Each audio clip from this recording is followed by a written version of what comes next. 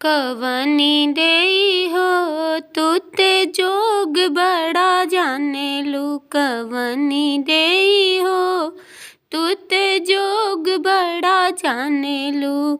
अपने माथे के टीका अपने आंचल में छुपावेलू। माथे के टीका अपने आंचल में छुपावेलू।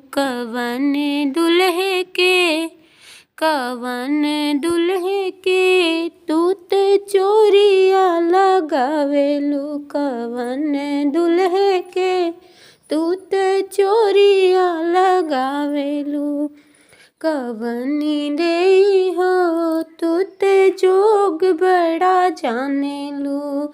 अपने नाकी के नथिया अपने आंचल में छुपावेलू। नाकी के नथिया अपने आंचल में छुपावेलू। कवन दुल्हे के तूत चोरिया लगावेलू। कवनी देई हो तूत जोग बड़ा जानेलू।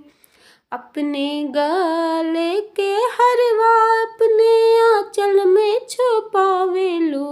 गले का हरवा अपने आंचल में छुपावेलू। कवन दुल्हे के तूत चोरिया लगावेलू। कवन दुल्हे के तूत चोरिया लगावेलू। कवनी देई हो तूत जोग बड़ा जानेलू।